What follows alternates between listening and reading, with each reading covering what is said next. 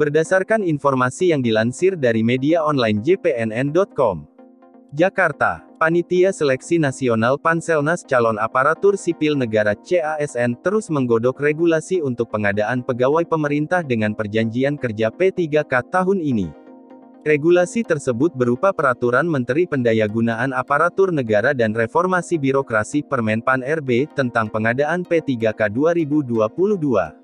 Deputi Bidang Sistem Informasi Kepegawaian BKN Suharmen mengungkapkan proses pembahasan masih terus berjalan dipimpin oleh Kemenpan RB.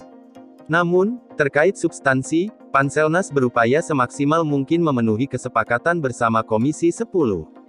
Prinsipnya Panselnas tetap berpijak pada hasil kesepakatan dalam rapat panja formasi P3K 2022 Komisi 10 DPR untuk guru dan tenaga kependidikan. Hal tersebut dikatakan Deputi Suharmen ke Pasa JPNN.com, Minggu, tanggal 22 Mei. Dia menegaskan bahwa yang sudah dibahas dan disepakati di Komisi 10 menjadi salah satu landasan dalam penyusunan Permenpan RB P3K 2022.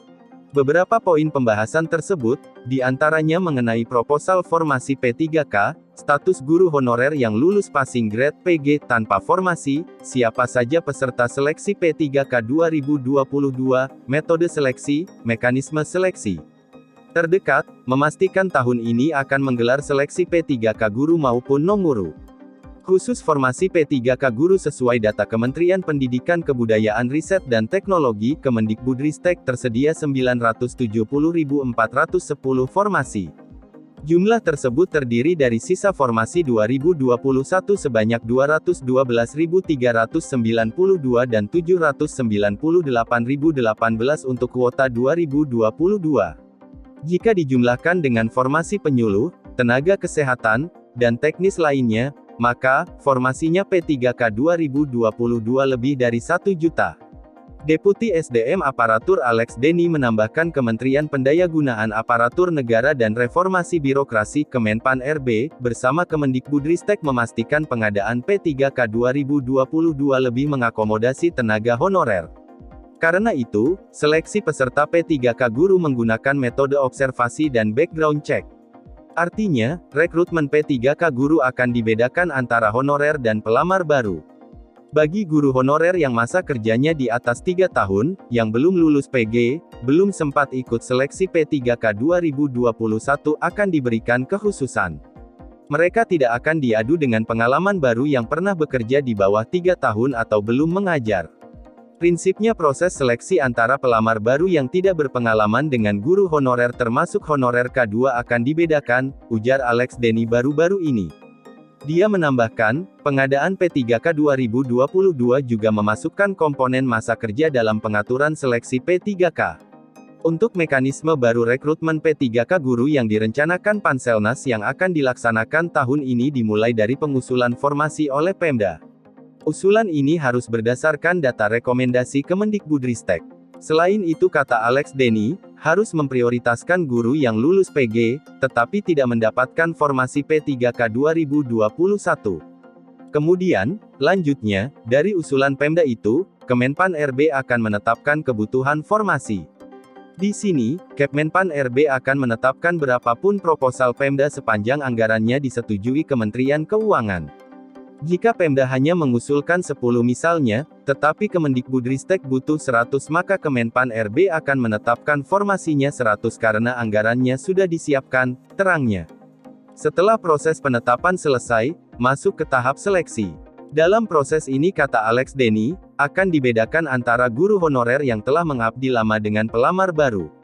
Dia menyebutkan sesuai pembahasan dengan Kemendikbudristek, guru honorer lulus PG tahun 2021 tanpa formasi P3K akan diprioritaskan. Mereka tidak perlu menyeleksi lagi, tetapi hanya menjalani proses pengungkit. Denny mencontohkan, seorang guru honorer K2 yang mengikuti seleksi P3K 2021 dan lulus PG, tetapi tidak mendapatkan formasi karena kalah bersaing dengan guru lainnya pada seleksi kompetensi tahap 2, maka akan mendapatkan prioritas. Nah, oleh Pemda akan mengalokasikan formasi untuk guru honorer K2 tersebut di sekolah induknya agar yang bersangkutan bisa melamar, terangnya. Hal lainnya, tambah Alex Denny, para guru honorer yang sudah memiliki pengalaman kerja di atas 3 tahun sebisa mungkin tidak ditempatkan di luar wilayah mereka mengabdi, sebaliknya melamar baru akan ditempatkan di wilayah yang belum ada guru honorer. Demikian informasi yang dapat kami sampaikan. Untuk informasi lebih lengkapnya mengenai rekrutmen CPNS dan P3K tahun 2022, sudah sering saya bahas di video sebelumnya. Anda bisa melihatnya di playlist Info CPNS dan P3K tahun 2022. Di sana juga terdapat kumpulan soal P3K tahun 2022 berdasarkan kisi-kisi terbaru dari Kemenpan RB. Mengingatkan juga bagi rekan-rekan yang sedang mempersiapkan diri untuk mengikuti seleksi P3K di tahun ini, untuk segera bergabung di Ayo P3K.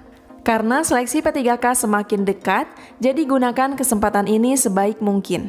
Jangan tunda untuk belajar, karena di saat teman-teman sedang bersantai, jutaan pesaing di luar sana sedang sibuk belajar. Saya rekomendasikan Ayo P3K sebagai tempat belajar yang sudah benar terbukti. Kabar baiknya, saat ini Ayo P3K sedang mengadakan ekstra diskon, plus potongan harga jika teman-teman menggunakan kode referral saya. Untuk link pendaftarannya sudah saya simpan di tab komunitas.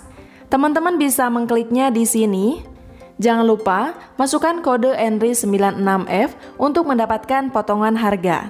Terima kasih, semoga bermanfaat. Wassalamualaikum warahmatullahi wabarakatuh.